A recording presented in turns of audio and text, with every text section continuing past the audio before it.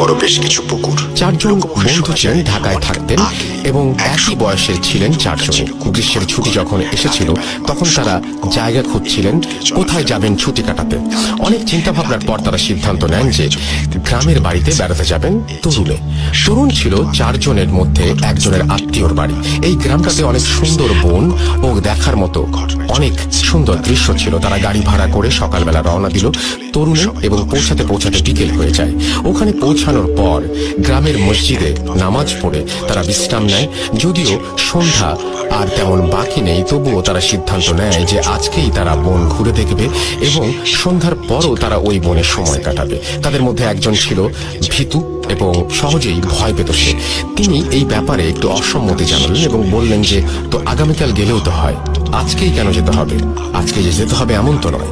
কিন্তু অন্যরা সাহসী থাকায় তারা বলেন যে না, আজকেই যাওয়ার ইচ্ছে অনেক, তাই আর দেরি না করতে, এবং তুই যদি বাড়ি যেতে চাস তাহলে থেকে যা, আমরা যাব।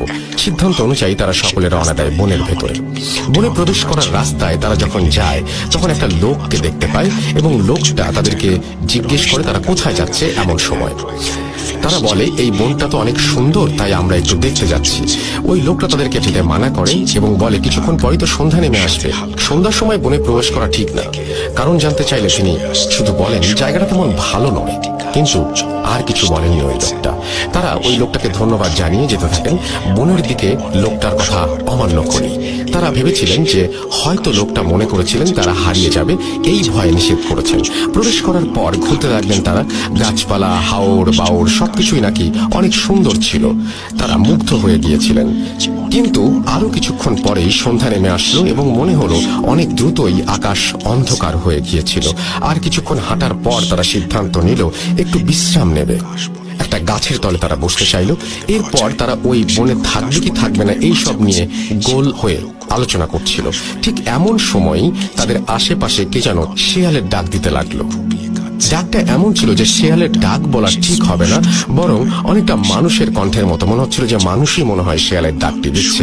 তাই শব্দটা ছিল ভয়ঙ্কর এবং শোনার পর তারা কৌতূহল বশত ওইখানে যায় কি হয়েছে দেখার জন্য। এবং কিছু না পাওয়ার পর তারা আরেকটা শব্দ শোনে, একই রকম কিন্তু এইবার অপর দিক থেকে আসছে। তখন তারা ওই দিকে যেতে চায়, কিন্তু তাদের মধ্যে সবচেয়ে বেশি যে ভয় পায় সে একটু দূরে দাঁড়িয়ে একটা কুড়ালের শব্দ শোনে, যিনি কুড়াল দিয়ে খুব দ্রুতভাবে অনেকগুলো গাছে আঘাত করছিলেন। এটা দেখে সে একটু ভয় পায় এবং ওনাদের বন্ধুদেরকে ডাকে। তার বন্ধুরা শব্দের কারণটা বের করতে পারে এবং তার কাছে যায় এবং জিজ্ঞেস করে কি হয়েছে। তখন ওই ছেলেটা কুড়ালিটিকে দেখিয়ে দেয় এবং বন্ধুদেরকে বলে যে এই সময় তো এখানে গাছ কাটার কথা নয়। তাছাড়া ওই লোকটার আচরণ অনেক অদ্ভুত। সাধারণত কেউ একটা গাছ কাটলে সময় নিয়ে পুরো গাছটা কাটে, কিন্তু তিনি সব গাছে আঘাত করে যাচ্ছেন, যেন মনে হচ্ছিল তিনি শত্রুদের ধ্বংস করতে গেছেন। বন্ধুরা সিদ্ধান্ত নেয় তারা একত্রে যাবে এবং ওই কুড়ালির কাছে যাবে এবং তাকে জিজ্ঞেস করবে। তারা যখন কুড়ালিটার দিকে একটু এগোতে লাগলো তখন তারা দেখতে পেল যে যেসব গাছে উনি আঘাত করছিলেন কুড়াল দিয়ে, সেসব গাছগুলোর মধ্য থেকে রক্ত বের হচ্ছে। তারা স্পষ্ট দেখতে পেল লাল রক্ত গাছগুলো থেকে বেরিয়ে আসছে। এই দৃশ্য দেখার পর ভীতু হয়ে ছেলেটি প্রচুর ভয় পায়। যে ভীতু ছিল সবচেয়ে বেশি, সে সবচেয়ে বেশি ভয় পায়। তাদের মধ্যে দুজন যাওয়ার চেষ্টা করে কুড়ালির কাছে, কৌতূহল বসে তারা যখনই যায় গিয়ে দেখতে পায় যে কুড়ালিটি আর সেখানে নেই, কোথায় যেন উধাও হয়ে গেছে।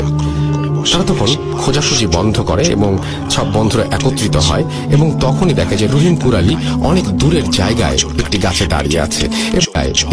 দাঁড়িয়ে আছে এবং যেন মনে হচ্ছে তাদের দিকে তাকিয়ে আছে। তারা এটা দেখে আরো বেশি ভয় পায়, কেননা রহিম সাহেব যেখানে আগে দাঁড়িয়েছিলেন সেখান থেকে অনেকটা দূরে দাঁড়িয়ে আছেন। এমন সময় চার বন্ধুর মধ্যে ভিতুটার সামনে ওই রহিম কুড়ালি হাজির হয় এবং ওনার চেহারা নাকি ছিল রক্তাক্ত, যেমন কেউ ওনাকে কুড়াল দিয়ে আঘাত করেছে। মুখমণ্ডল তার সবকিছু রক্তে ভেজা ছিল। দৃশ্যটা দেখার পর ওই ছেলেটা সাথে সাথে অজ্ঞান হয়ে যায় এবং একটা চিৎকার দেয়।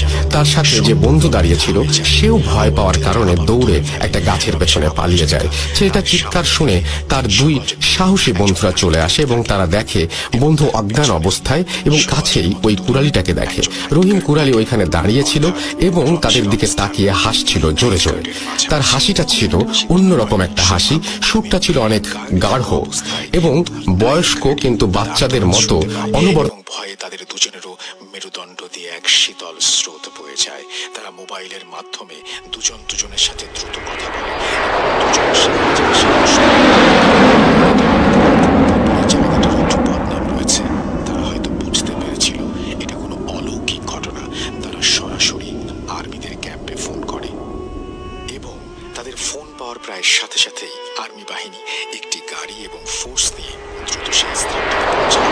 সেই সাথে সেখানে আসতে থাকে। গাড়ি দূর থেকে দেখতে পেয়ে তারা দ্রুত সেখানে পৌঁছায়। পৌঁছানোর পর সেই অবয়বটি রমেশকে ছেড়ে দিয়ে অদৃশ্য হয়ে যায়। সেখানে শুধু পড়ে থাকে রমেশের রক্তাক্ত বিভৎস আত্মরা দেহ। তারা সেখান থেকে অতি দ্রুত আমাদের 250 শয্যা বিশিষ্ট সদর হসপিটালের ইমার্জেন্সিতে রমেশকে অ্যাডমিট করে এবং ডাক্তারের কিছু চেষ্টায় তার জ্ঞান ফেরে। তবে কিছুক্ষণের জন্য, তার কারণ তার অবস্থা খুবই বাজে ছিল আর সেই অল্প সময়ে তার মুখ থেকেই সরাসরি এই ঘটনার কিছু অংশ শোনা যায়। তার সাথে কি ঘটেছিল তা সে বর্ণনা করে। তার হাতে থাকা ফোনে কিছু রেকর্ডও পাওয়া যায়। এটা অনেকেই তার মোবাইল চেক করে দেখতে পেয়েছে।